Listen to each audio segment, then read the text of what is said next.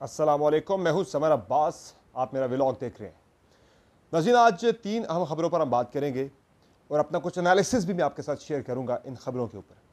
सबसे पहले नाज़रीन हम बात करेंगे पाकिस्तान तहरीक इंसाफ की तरफ से जेल भरो तहरीक की जो कॉल दी गई है इमरान खान साहब की तरफ से, ये तहरीक कब शुरू होगी, कौन कब गिरफ्तारी देगा और इमरान खान साहब गिरफ्तारी देंगे या नहीं, सबसे बड़ा क्वेश्चन जो है ये तफसीलात आपके साथ में शेयर करूंगा। और पाकिस्तान तहरीक इंसाफ के कुछ रहनुमाओं को तहफ़्फ़ुज़ात भी हैं जेल भरो तहरीक के हवाले से, वो तहफ़्फ़ुज़ात क्या हैं।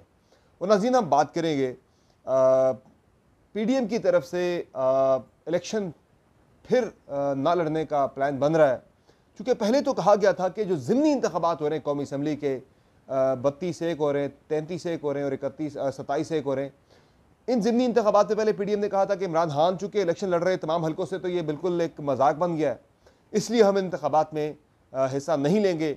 अब तो इमरान खान ने विड्रॉ कर लिया है, तो अब भी PDM इलेक्शन से क्यों भाग रही है। मौलाना फजल रहमान साहब ने ज़िमनी इंतखाबात के हवाले से शहबाज शरीफ साहब को क्या मशवरा दिया है, आपके साथ डिटेल्स ये भी शेयर करेंगे। और नाज़रीन बात करेंगे आज यौम यकजहती कश्मीर पूरी दुनिया के अंदर मुकीम पाकिस्तानियों ने मनाया। इस दिन को मनाए जाने का असल जो मकसद है, क्या हम वो भूल तो नहीं रहे। कश्मीर का जो मसला है वो पाकिस्तान के अंदर पाकिस्तानियों के लिए क्यों सिर्फ एक रस्म बनकर रह गया है, ये एक रस्मी कार्रवाई क्यों रह गई है कश्मीर के साथ जो हमारी कमिटमेंट थी, इस पर भी मैं आगे चल के आपके साथ अपना एनालिसिस शेयर करूंगा। सबसे पहले बात करते हैं इमरान खान साहब की जेल भरो तहरीक के हवाले से।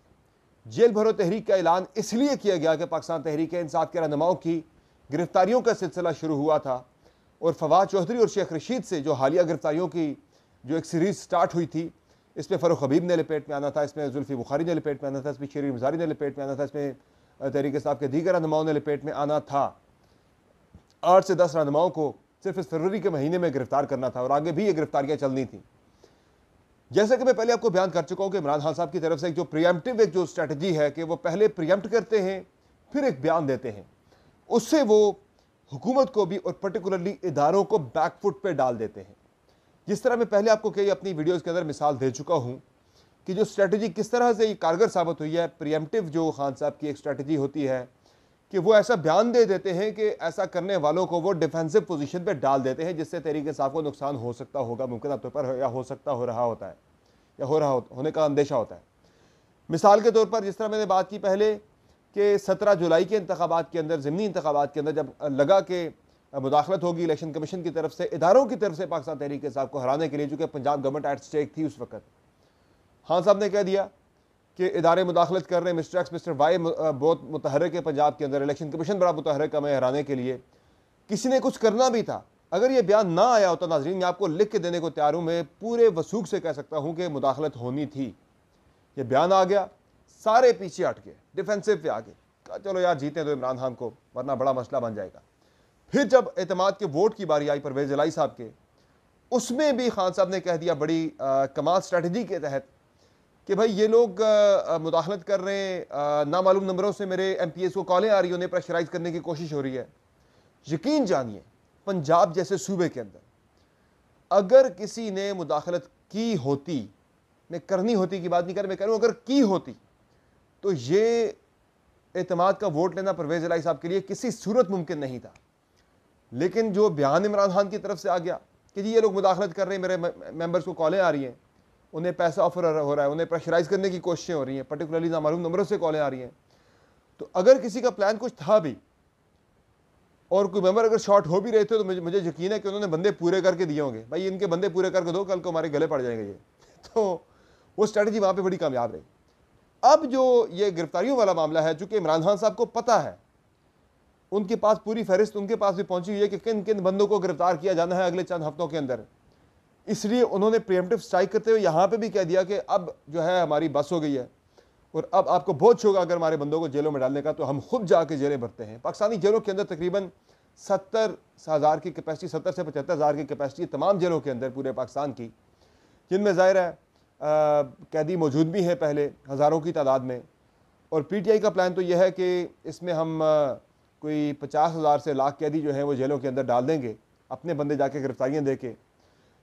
अब इस प्लान की असल जो स्ट्रैटेजी नाज़रीन, वो मैं उस पर ज़रा पहले बात करूँ, जो मैं मुकम्मल कर लूँ अपनी बात, वो ये है कि ये बयान दे दिया गया ताकि अब मज़ीद किसी बंदे को गिरफ्तार ना किया जाए।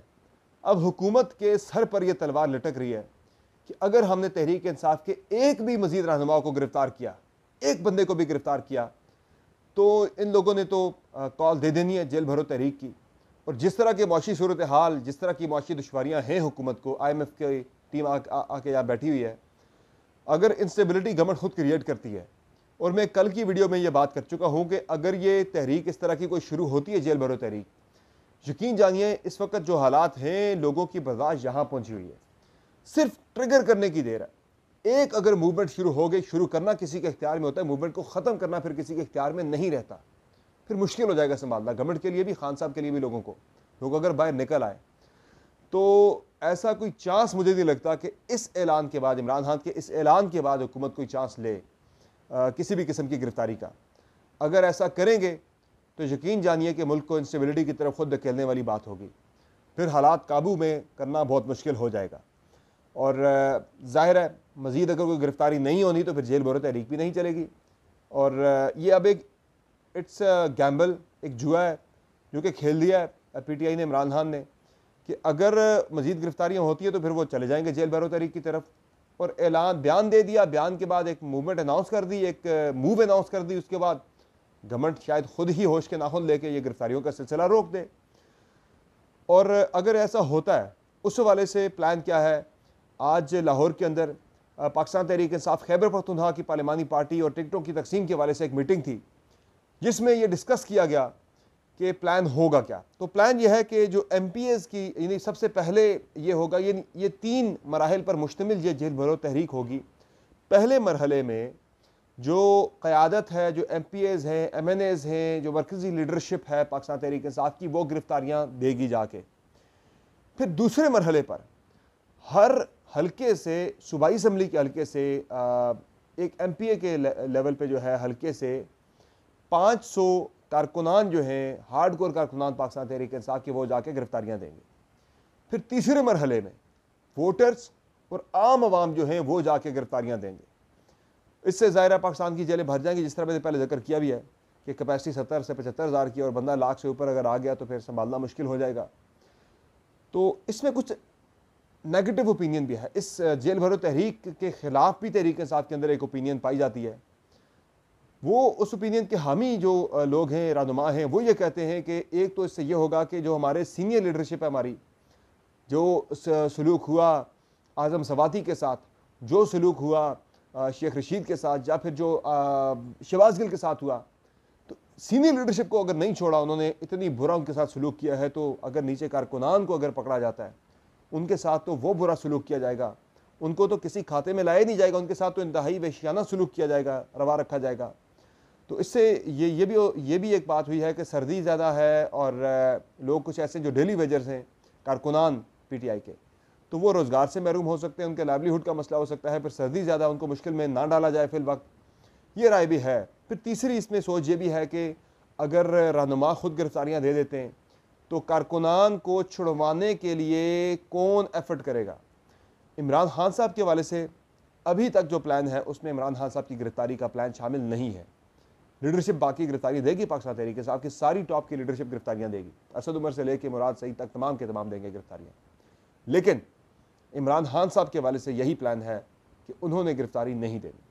अब गवर्नमेंट इस पर आज कह रही थी, राना सनाउल्लाह साहब कह रहे थे, मुझे थोड़ा सा इस चीज़ पे दुख भी होता है कि इस तरह की सोच आप देखें कि खुद 25 मई और बाद में जो हुआ उस पर राना सनाउल्लाह साहब खुद एडमिट करते हैं कि अगस्त और मई में हमने जो इनके साथ किया है, इनको दोबारा से उन्होंने याद दिलाया कि वो कोई अच्छी चीज़ नहीं थी वो याद करने के लिए।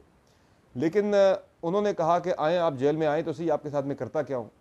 तो वो ज़रा थ्रेटन भी कर रहे हैं अपनी तरफ से कि ये लोग ना ऐसा इकदाम उठाएं, ज़रा डराने की कोशिश भी कर रहे हैं। ज़ाहिर है गवर्नमेंट को पता है अगर ऐसा शुरू होता तो उनके लिए संभालना इस चीज़ को मुश्किल होगा, तो वो भी ऊपर से होके पैर मार रहे हैं कि आप आएँ ज़रा करके तो देखें हम करते क्या हैं आपके साथ।